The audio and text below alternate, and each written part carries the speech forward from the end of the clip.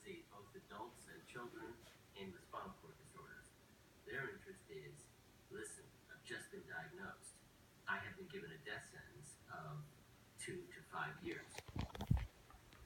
Dr. Kerr believes stem cells will allow him to make the lame walk. So what we've done is we take rats and we infect them with a virus. So we give the virus into the brain, and what the virus does is it infects neurons in the brain and spinal cord and results in the permanent paralysis due to death of motor neurons in the spinal cord. And so you can see that this animal has a significant, fairly profound weakness of its hind limbs.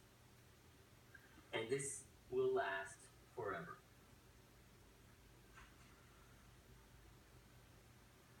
Well, let me show you what happens when we transplant these cells into an animal.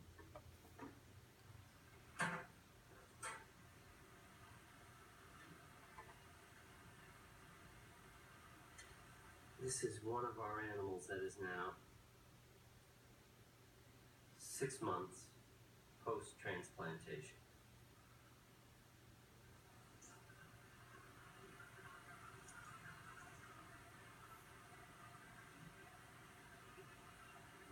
That's pretty impressive.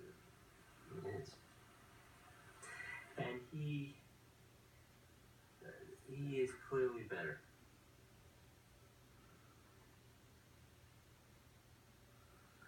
What I think you can see is that he is able to get his limbs under him.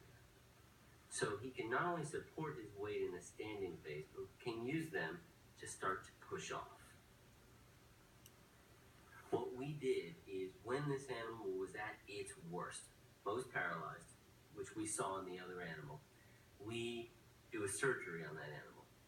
We then inject these cells into the spinal fluid, which surrounds and bathes the spinal cord. And the first question was, well, where do they go? If they just stay in the spinal fluid, they're not going to do us much good. And so one critical question, which we've now answered, is that they go to the area where the cells are dying, but they don't tend to go to other areas of the spinal cord which are relatively unaffected. The second question is, well, what do they turn into?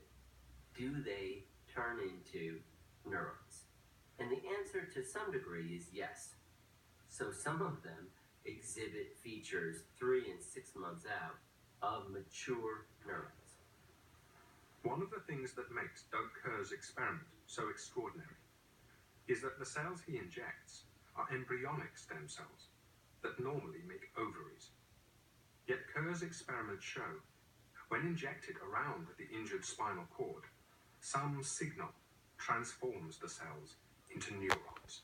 All of a sudden, we really are faced with this belief that the functional recovery could only have been because of the delivery of live cells into the spinal cord.